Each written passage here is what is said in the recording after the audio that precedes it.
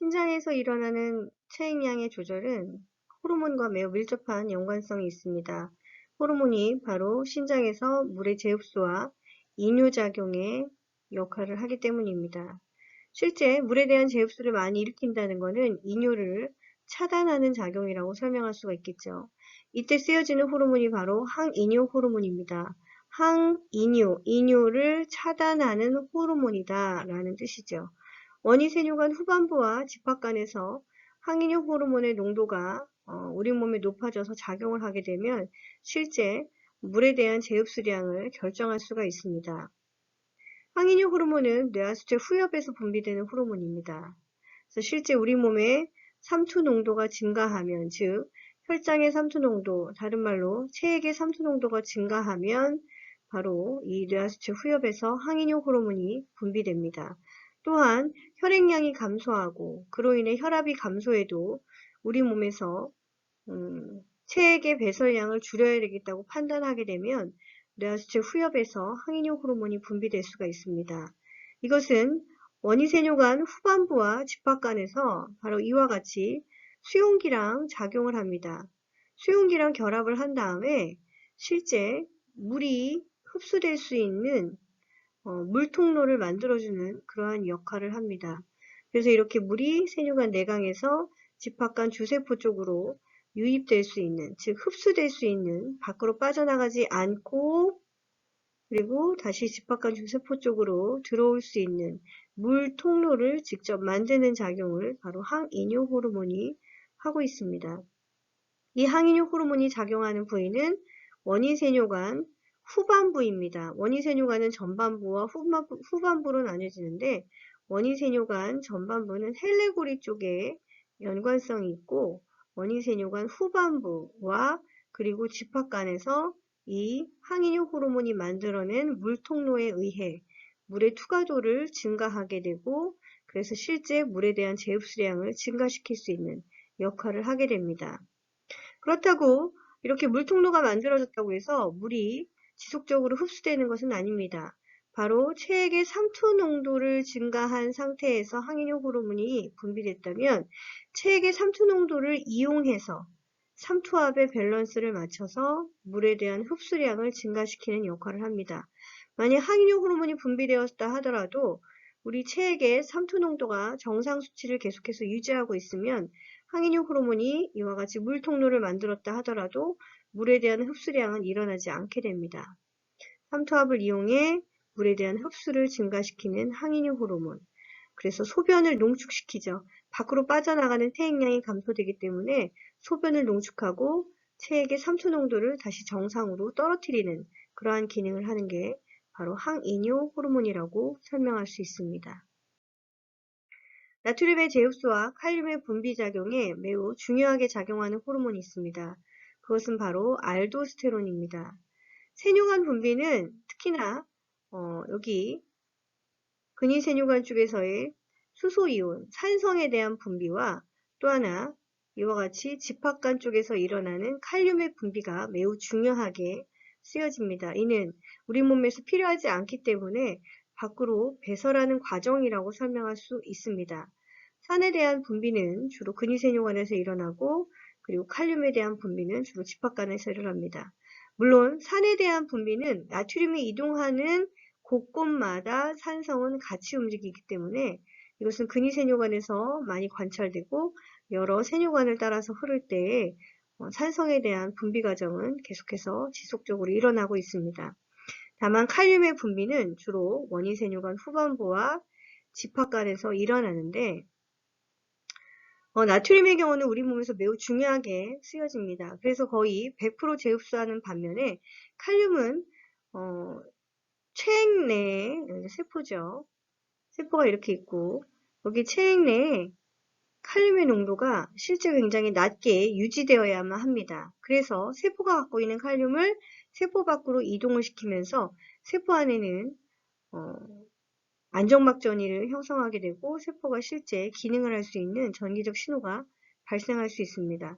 그래서 이렇게 칼륨은 항상 항시 농도가 낮아야 되는데 칼륨이 몸 밖으로 배설되지 못하게 되면 여기 세포 밖에, 즉 체액, 우리가 얘기하는 혈장이죠. 혈장 내 칼륨의 농도가 높아지게 됩니다. 그래서 실제 세포가 갖고 있는 칼륨이 밖으로 나갈 수가 없기 때문에 세포는 항상 흥분 상태를 만들게 되고, 이것은 이 세포가 만약에 심장의 세포라면 심장이 항상 일정하게 뛰지 못하는 그러한 부정맥을 형성할 수 있는 굉장히 안 좋은 조건을 만들 수 있는 형태입니다. 그래서 칼륨이 증가하면 심장의 경우는 부정맥이 증가하고, 그래서 돌연사를 일으킬 수 있는 굉장히 칼륨의 레벨이 세포 밖에 낮게 유지되어야 하는 것이 매우 중요한데, 이 낮게 유지될 수 있는 과정은 바로 칼륨의 배설이라고 볼 수 있게 됩니다. 따라서 기본적으로 칼륨이 세포 밖으로 체액에서 세포 밖에 있는 물질이 실제 밖으로 배설되는 양은 굉장히 많이 유지되어야 하는 것이 맞습니다. 실제 칼륨의 경우는 이와 같이 알도스테론이라는 호르몬에 의해서 밀접하게 연관성을 가지고 칼륨이 분비될 수 있습니다. 알도스테론은 부신 피질에서 분비되는 호르몬입니다. 분비된 호르몬은 집합관의 주세포에서 존재하는 알도스테론의 수용기랑 결합을 합니다. 집합관의 주세포는 이와 같이 알도스테론 수용기를 갖고 있기 때문에 이것이 이렇게 간질 쪽이나 세포, 세뇨관, 내강의 수용기랑 결합을 하게 되면 실제 이와 같이 나트륨 칼륨 펌프를 활성화시키고, 그리고 내강에서 세포 쪽으로 들어올 수 있는 나트륨의 이동 형태를 띠게 됩니다.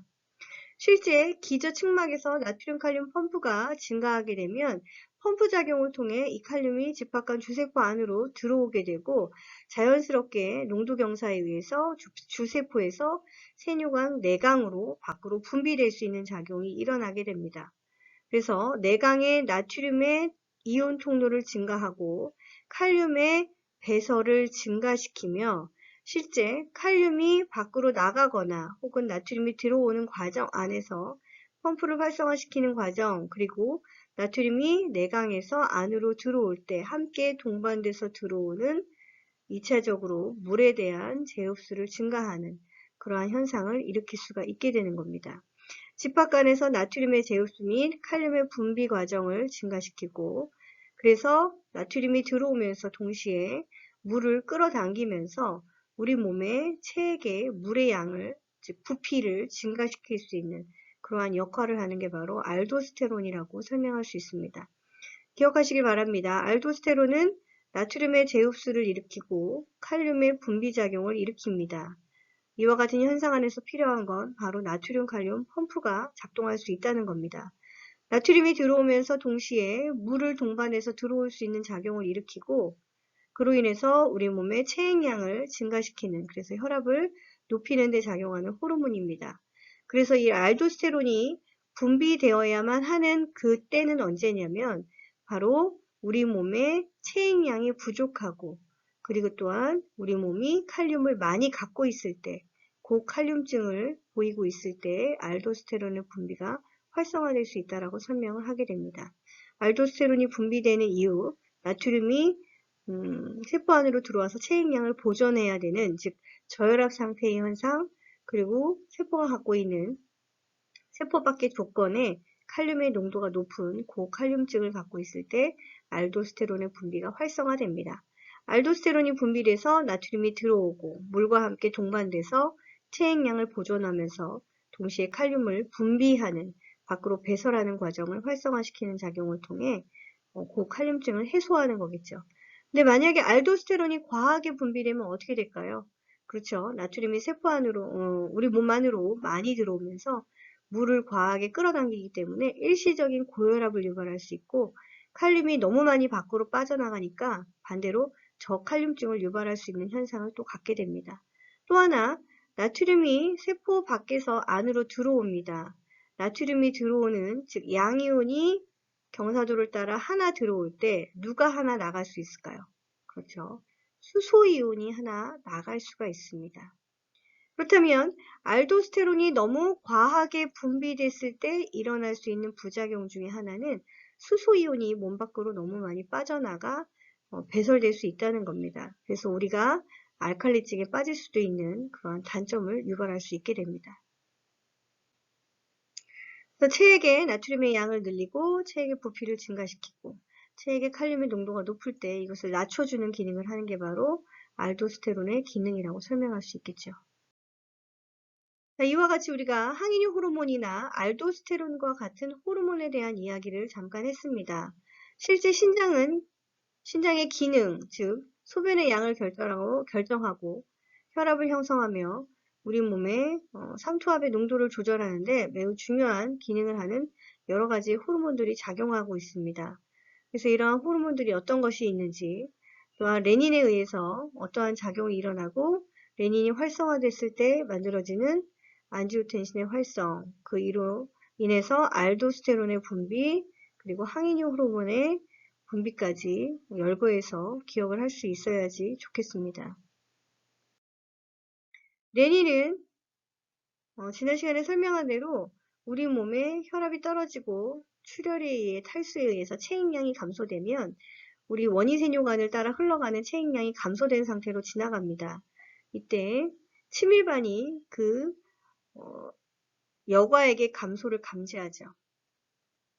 치밀반의 정보가 여기 사고체 옆장치 세포, 즉 과립세포로 전달됩니다.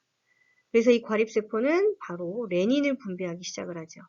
신장의 사고체 옆세포, 즉 과립세포에서 레닌이 분비되죠. 그러면 레닌이 분비되는 과정은 이러한 여과액의 감소에 의해서도 분비되지만 또 하나 혈압이 낮아졌기 때문에 일어날 수 있는 반사적인 작용, 즉 교감신경이 흥분할 때도 있습니다. 그래서 교감신경이 흥분하거나 여과액이 감소되게 되면 레닌이 이 과립세포에서 분비되고 이 레닌은 혈중 안에 돌아다니는 안지오텐신 노젠을 안지오텐신 1으로 바꿔주는 기능을 하게 됩니다.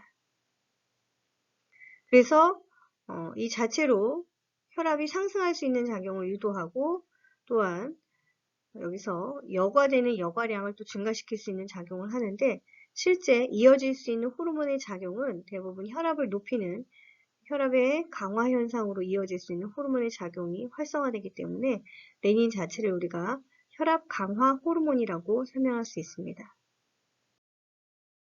레닌에 의해서 안지오텐신 노젠이 안지오텐신 1으로 바뀌어지죠.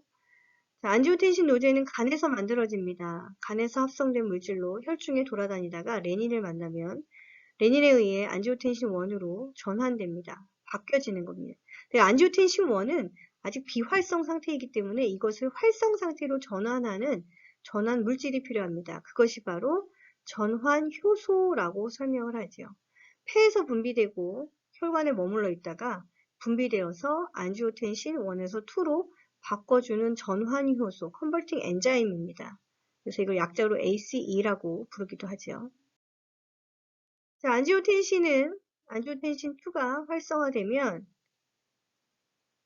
실제 알도스테론을 분비할 수 있도록 부신피질을 자극하기도 합니다. 또 하나는 여기 근위세뇨관에서의 재흡수를 활성화시킬 수 있는 작용이 안지오텐신 2가 할 수 있는 숨겨져 있는 그러한 기능이기도 합니다. 알도스테론이 분비되는 작용 그리고 근위세뇨관에서의 재흡수율을 높여주는 기능을 바로 안지오텐신이 할 수 있고 나트륨의 재흡수를 촉진해서 물질의 재흡수를 활성화시키죠. 또한 이 안지오텐신 2가 원심성 세동맥을 수축합니다. 그래서 순간적으로 사고체 내의 정수압을 높여주는 기능을 해서 여과가 잘 일어날 수 있도록 그렇게 만들어주는 기능까지 일으켜 주게 되죠. 그래서 실제 여과율을 높여주는 기능을 하면서 동시에 여기 나트륨의 재흡수를 촉진해서 물에 대한 물의 양을 흡수를 잘 일으킬 수 있도록 만들어주는 기능을 합니다. 또 알도스테론의 분비를 촉진해서 혈압을 높여주는 기능을 하는 안지오텐신 2가 있습니다. 자, 여기 원심성 세동맥뿐만 아니라 저항혈관을 수축하는 기능을 하기 때문에 실제 혈압에 관여하는 많은 저항혈관의 수축작용으로 혈압을 높여주는 작용을 하는 게 바로 안지오텐신의 기능입니다. 알도스테론의 경우 아드레날 콜텍스, 즉 부신 피질, 겉질에서 분비됩니다. 부신 겉질에서 분비되고 원래 분비되고 있지만 이 분비가 더 자극을 할 수 있는 이유는 바로 알도스테론이 분비될 수 있도록 안지오텐신2가 와서 자극을 일으키는 거죠.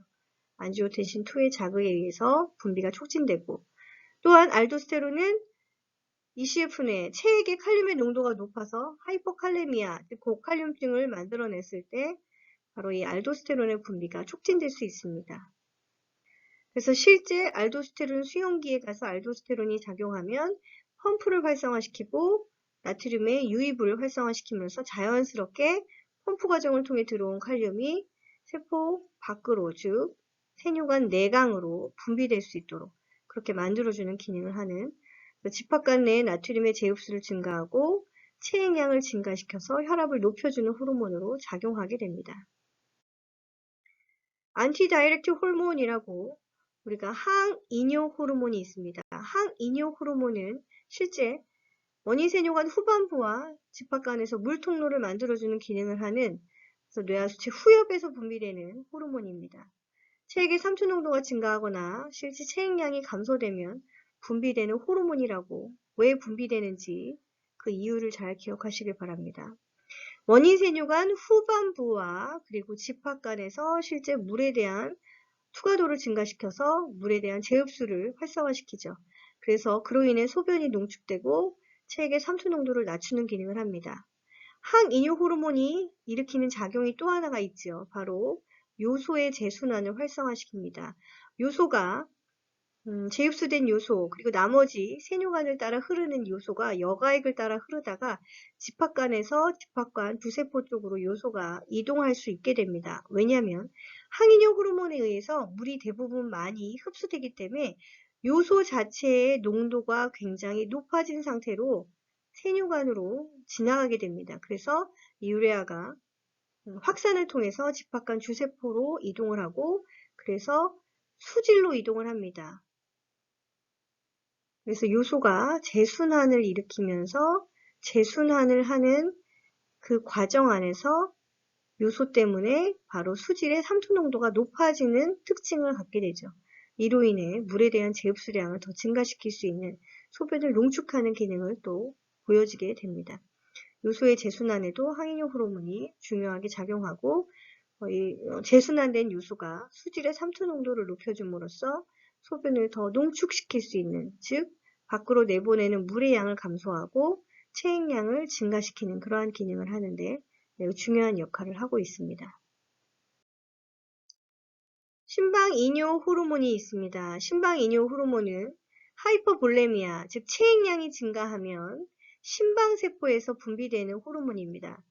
체액량이 증가됐다는 건 혈액량의 증가를 일으킨다는 것입니다. 그래서 증가된 혈액이 심방으로 들어갔을 때 심방에서 그것을 감지해서 이렇게 심방이뇨 호르몬이 분비됩니다. 그래서 이 심방이뇨 호르몬은 나머지 레닌, 안지오텐신, 알도스테론, 항이뇨 호르몬의 정반대작용이라고 설명할 수 있겠고, 그 중에 알도스테론과 가장 유사하게 완전 반대작용을 일으키는 호르몬이라고 볼 수 있습니다. 그 이유는 바로 나트륨의 배설을 증가하기 때문이죠. 나트륨이 배설되면서 동시에 물이 함께 나갈 수 있는 심방이뇨 호르몬의 작용이 있습니다. 이렇게 재흡수되는 것이 차단되는, 그래서 밖으로 나가는 물질의 양이 많아지는 역할을 하는 게 심방이뇨 호르몬입니다. 그래서 체액량을 감소시키고 혈압을 낮추는 호르몬입니다. 자, 심방이뇨 호르몬은 그 외에 다양한 수분의 대흡수를 차단하는 역할을 합니다. 레닌의 분비를 억제하고 나트륨의 분비 작용을 활성화시키죠. 부신 피질, 즉 거질입니다. 여기서 알도스테론이 분비되는 것을 억제하는 작용을 하고, 소장을 수축시킵니다. 소장은 우리가 소화기관 중에서 굉장히 많은 양의 물을 재흡수하는 장기입니다. 80% 이상을 소화를 통해서 물에 흡수되는 곳이 바로 소장인데, 소장 점막을 수축해서 물질이 닿는 면적을 높여줍니다. 그래서 물에 대한 재흡수가 감소하고요. 또 하나, 혈관이 이완됩니다. 콩팥으로 들어가는 혈관이 이제 이완되는 것이죠. 그래서 콩팥에서 밖으로 여과되는 물질의 양이 많아져서 수분에 대한 분비 과정을 활성화시키는 역할을 하고요. 뇌하수체 후엽에서 항이뇨 호르몬의 분비를 억제해서 실제 항이뇨 호르몬이 제대로 분비되지 않음으로써 물에 대한 흡수를 감소시키는 역할을 하기 때문에 주로 이뇨작용을 한다고 해서 심방이뇨 호르몬이라고 우리가 설명할 수가 있게 됩니다. 심방이뇨 호르몬은 혈압을 낮추는 호르몬, 나머지 아드레날린, 레닌, 안지오텐신, 알도스테론, 항이뇨 호르몬까지는 혈압을 높이는 작용의 호르몬이라고 해서 이 둘은 완전히 상반된 그룹의 모양을 설명할 수가 있게 됩니다. 체액의 삼투 농도의 조절은 바로 우리 몸에서 나트륨에 의해서 주로 조절됩니다. 나트륨이 삼투압을 만들어내기 때문이죠. 자, 혈장 내의 삼투 농도를 조절하는 건 바로 삼투 농도가 증가됐을 때 물을 어떻게 버리느냐를 설명하는 것입니다. 체액의 삼투 농도가 증가하면 시상하부의 삼투 농도 감소기가 자극을 받습니다. 삼투압이 높다라는 걸 감지하는 거죠. 그럼 뇌하수체 후엽으로 정보를 전달하고 항이뇨 호르몬이 분비되어서 집합관에서 물에 대한 제흡수량을 증가시키고 우리 몸 안에 흡수되는 물의 양을 증가해서 그로 인해 삼투 농도를 정상으로 만들어줍니다. 또 하나 우리가 어떤 음식을 통해서나 혹은 여러 가지 작용을 통해 나트륨이 우리 몸 안에 증가해서 삼투압이 증가되면 우리가 의식을 갖고 있는 상태라면 실제 갈증을 느끼게 됩니다. 그것은 바로 시상하부의 삼투 농도 감소기의 작용으로 인해 이게 행위로 나타날 수 있도록 목마름을 느낄 수 있게 만들어주고 그로 인해 수분을 섭취할 수 있도록 행동을 유발하는 작용을 일으키게 되겠죠. 그래서 혈장의 삼투 농도가 올라가면 이와 같은 작용이 일어납니다. 반대로 삼투 농도가 떨어집니다. 그럼 어떻게 될까요? 그렇죠. 삼투 농도가 떨어지면 그때는 실제 체액량이 증가되었다라고 판단할 수 있기 때문에 우리 몸이 밖으로 체액량을 버리는 과정이 더 일어나는, 그래서 심방이뇨 호르몬이 반대로 분비되는 그러한 변화를 일으킬 수 있습니다. 이러한 변화가 일어나는 순서를 잘 기억하시길 바랍니다. 만약에 바닷물을 섭취하면 어떻게 될까요? 그렇죠. 소변은 원래 최대 농축을 하면 리터당 1200ml 오수물까지 농축을 시킬 수 있습니다. 이게 정상이죠. 그런데 우리가 마시는 바닷물이 그의 2배라고 생각을 한다면 우리가 1리터를 섭취하면 이걸 그대로 갖고 있는 게 아니라 우리 몸에 삼투 농도를 맞춰주기 위해서 더해진 용지를 버리는 그러한 유도가 일어납니다. 그래서 실제 1리터를 마셨지만 이거를 버리고 우리 몸의 삼투 농도를 조절하고 소변이 갖고 있는 삼투 농도를 조절하려면 마신 바닷물이 2배가량의 삼투 농도를 갖고 있기 때문에 이것을 낮춰서 소변으로 배설하는 과정에서 실제 순수한 물 1리터를 더 밖으로 내버리는 과정이 일어나게 됩니다. 그래서 소변의 최대 농축 이상 더 높은 농도의 물질을 마시거나 혹은 섭취하거나 갖게 되면 이것을 희석해서 밖으로 내보내는 과정을 통해 몸 밖으로 빠져나가는 체액량이 더 증가되게 됩니다. 실제 바닷물을 마시면 어떤 작용이 일어날까요? 갈증을 느끼게 되고요. 그리고 밖으로 내버려지는 소변의 양이 감소될 수밖에 없습니다. 왜냐하면 더 많은 양을 내보내야 하기 때문에 준비 과정이 필요한 거죠. 물을 더 많이 마시고 싶어하는 그런 변화가 일어나고 오히려 소변이 배설되는 양이 줄어들 수밖에 없습니다. 반대로 탈수가 일어나는 거죠. 소변을 그보다 더 많이 농축할 수 있다면, 바닷물만큼 농축할 수 있다면 어떻게 될까요? 마신 1리터를 그대로 내보내기 때문에 우리 몸에는 큰 변화는 일어나지는 않게 될 것입니다. 체액량의 부피 조절은 나트륨의 양에 의해서 조절됩니다. 그래서 우리가 나트륨을 더 많이 증가하게 섭취를 했다라고 한다면 실제 체액의 삼투 농도가 증가하게 변화할 것이고, 그래서 물에 대한 섭취량이 증가하고 반대로 항이뇨 호르몬이 더 많이 증가 분비돼서 물에 대한 제흡수를 활성화시키게 됩니다. 그래서 체액량이 증가되고 그로 인해서 체중이 늘어나고 일시적인 혈압의 증가로 보여질 수 있게 됩니다. 그래서 고혈압을 갖고 있는 환자들의 경우는 나트륨의 섭취량이 증가되면 될수록 이러한 변화가 자연스럽게 더 많이 유발되기 때문에 혈압을 더 높이는 그러한 안 좋은 현상까지 같이 동시에 보여지게 됩니다. 체액량이 증가됐어요. 그럼 어떻게 될까요? 혈압이 증가되죠. 그럼 혈압을 낮춰야 됩니다. 그러면 이제까지 혈압을 높이기 위해서 작용하는 호르몬은 이제 그만. 그래서 레닌, 안지오텐신, 알도스테론은 감소하고 반대로 심방이뇨 호르몬의 분비가 증가되겠죠. 밖으로 버려지는 나트륨과 동반돼서 나가는 물의 양이 증가돼서 실제 우리 몸의 항이뇨 호르몬의 분비는 줄어들게 만들어서 밖으로 물에 대한 제흡수를 감소한다는 건 배설량이 많아진다는 걸 뜻하는 겁니다. 체액량이 정상화로 돌아올 수 있는 그러한 변화를 갖게 되겠죠. 체액량이 감소되면 어떻게 될까요? 체액량이 감소돼서 혈압이 떨어지면 자연스럽게 교감신경이 흥분하고 레닌, 안지오텐신, 알도스테론으로 넘어갑니다. 자, 그와 같은 변화를 일으키는 거죠. 레닌, 안지오텐신, 알도스테론의 변화, 심방이뇨 호르몬의 분비가 감소되고 그래서 나트륨의 제흡수를 증가하죠. 나트륨의 제흡수가 증가되니까 항이뇨 호르몬이 작용할 수 있게 됩니다. 그래서 항이뇨 호르몬의 분비가 증가하고 물에 대한 제흡수를 증가하며 동시에 체액량이 보존되는 혈압을 정상으로 맞춰주는 기능을 하는 게 바로 이와 같은 변화라는 현상입니다. 이제까지 혈압 조절에 관여하는 여러 개의 호르몬들의 기능을 알아봤는데 이것들을 다 한꺼번에 정리를 해보면 혈압이 높아지거나 혹은 혈압이 낮아지는 거에 따라서 호르몬의 기능이 약간씩 차이가 있었습니다.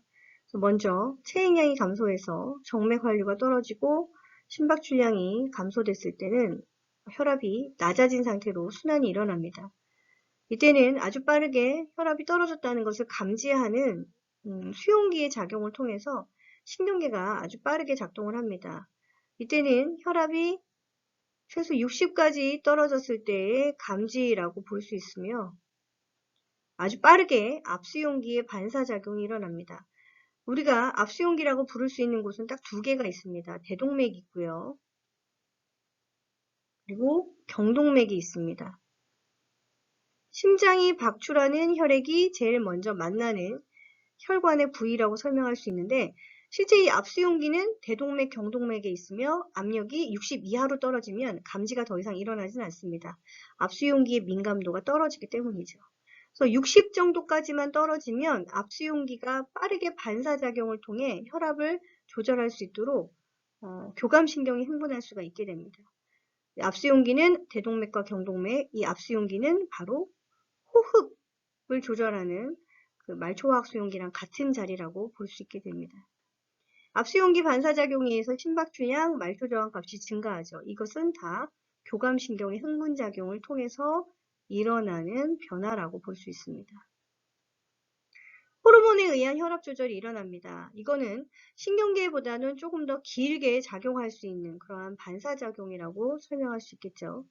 호르몬에 의한 혈압 조절은 레닌, 안지오텐신, 알도스테론의 분비가 증가하고 그리고 항이뇨 호르몬의 분비가 증가하는 현상까지 알도스테론에 의해서 실제 나트륨의 흡수가 증가했기 때문에 산포압이 올라갔어요. 그러면 이게 자연스럽게 항이뇨 호르몬으로 이어집니다. 그래서 항이뇨 호르몬의 분비가 증가하고 역할이 활성화돼서 물에 대한 제흡수가 증가되기 때문입니다. 자, 심방이뇨 호르몬의 분비는 감소되겠죠. 그로 인해서 밖으로 배설되는 소변의 양이 감소되는 그러한 변화를 일으키게 됩니다. 소변의 양이 줄어들고 체액량이 증가하고 혈압이 정상적으로 돌아올 수 있는데 기여하게 됩니다. 호르몬의 분비와 기능, 각각의 이름과 그리고 어디서 분비되며 왜 분비되고 어떠한 기능을 일으키는지 잘 정리를 해보면 레닌은 안지오텐신이 일어날 수 있도록 선 역할을 하고 안지오텐신이 활성화되면 알도스테론이 그리고 항이뇨 호르몬이 이와 같은 작용을 정반대인 심방이뇨 호르몬의 조절로 이어집니다. 레닌은 여과율이 감소되면 여과율이 감소됐다는 건 체액량이 줄어들었다는 거에 대한 반증입니다. 그리고 교감신경이 흥분하면 레닌이 분비됩니다. 체액량이 감소되고 혈압이 떨어졌다는 걸 얘기하죠. 그러면 안지오텐신 활성화를 이제 일으킬 수 있게 됩니다. 안지오텐신 노젠이 안지오텐신으로 변환하는 그러한 변화를 일으키고 그러면 이 안지오텐신이 활성화되었다는 건 안지오텐신 2가 되었다는 건데 레닌에 의해서 안지오텐신 1, 그 다음에 전환 효소에 의해서 안지오텐신 2가 되는 거고 이와 같은 작용은 원심성 쇠동맥을 수축하니까 여과율을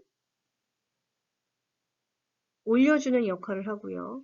근위세뇨관에서 나트륨의 제흡수를 증가시키니까 물질이 흡수될 수 있도록 그렇게 만들어주는 역할을 하게 됩니다.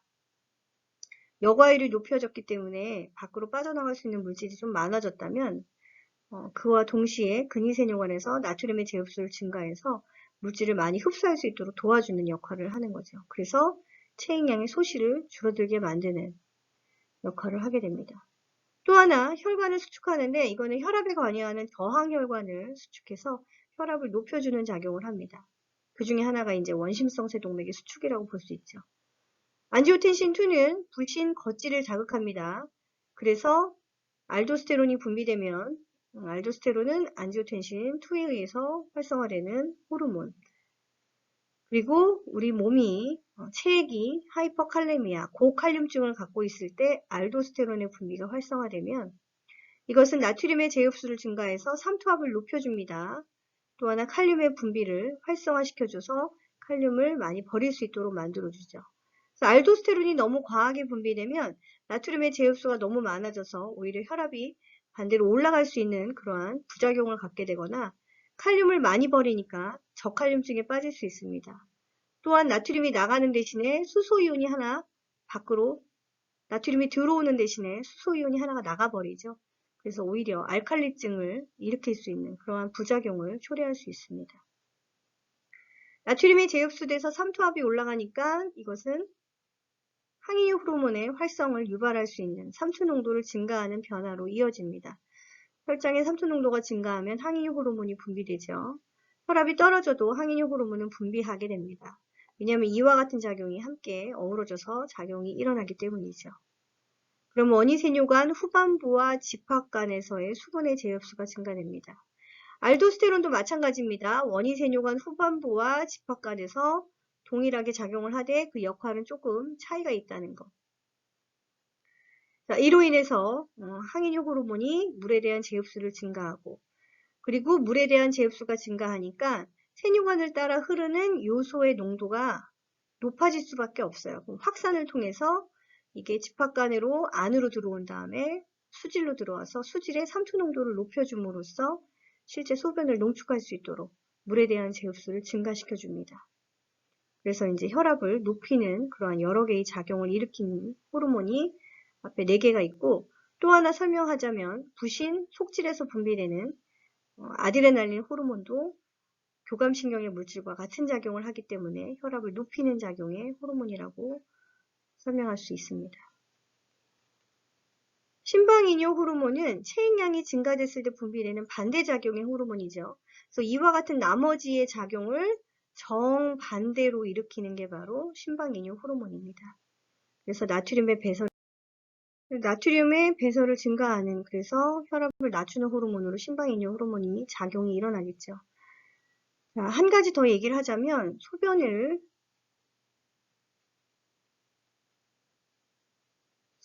농축시키는 과정이 있습니다. 소변을 농축할 수 있는 방법은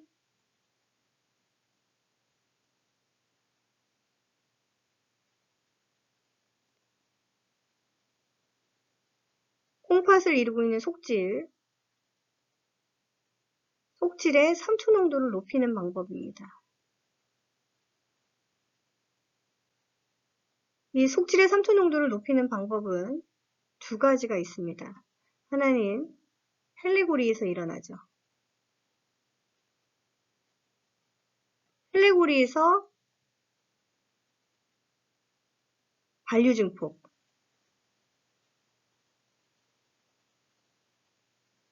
나트륨 흡수하고 물 흡수하고 그래서 나트륨 흡수해서 굉장히 낮은 농도의 삼투압을 가지고 있는 여과액이 원위세뇨관 위로 올라갑니다. 그때 삼투 농도가 낮아진 상태니까 소변을 더 농축하려고 그때 무엇을 쓰느냐면 항이뇨 호르몬을 씁니다. 그래서 항이뇨 호르몬의 작용이 함께 어우러졌을 때 원위세뇨관 후반부와 집합관에서 굉장히 많은 물들이 흡수되는 변화를 일으킵니다. 소변을 농축하는 기전은 첫 번째 수질의 삼투 농도를 높이는 거, 두 번째 꼭 항이뇨 호르몬이 쓰여져야 한다는 거예요. 왜냐면 이미 헬레고리에서 반류 증폭을 통해 많은 양의 나트륨과 물을 흡수했고 그 과정을 통해서 나트륨이 마지막 단계에서 원인세뇨관 위로 올라갈 때 나트륨이 한 번 더 흡수되는 그러한 상행각의 흐름을 유발하게 됩니다. 그래서 마지막에는 원인세뇨관으로 도달하는 여과액의 삼초농도는 80까지 떨어져 있어요. 우리 소변은 농축할 때 1200까지 농축을 시켜야지만 소변이 배설량이 결정되고 농도가 높아진 상태로 나가는데, 그 상태로 나가면 어떻게 될까요? 농축되지 않은 소변이 그냥 나가니까 요붕증이 일어납니다. 이때 항이뇨 호르몬이 작용을 한다면 바로 물에 대한 흡수가 증가하면서 소변이 농축될 수 있는 그러한 변화를 일으키게 되죠. 항이뇨 호르몬이 제대로 쓰여지지 않으면 어떠한 변화가 일어난다? 요붕증이 일어난다. 그러면 수질의 삼투 농도를 높일 수 있는 방법은 바로 헬레고리를 통한 반려증폭, 그리고 또 하나는 항이뇨 호르몬의 도움을 받아서 바로 요소가 재순환되는 겁니다. 책을 읽어보면 잘 나와 있습니다. 그래서 한번 여러분들이 정리를 해서 이러한 변화가 왜 일어나는지, 왜 삼투 농도를 높였는데 그 다음에 항이뇨 호르몬이 꼭 쓰여져야 하는지 한번 이해해서 잘 머릿속에 정리해 보시길 바랍니다. 여기까지가 바로 신장을 통한 신장의 기능과 구조에 대한 수업이었습니다.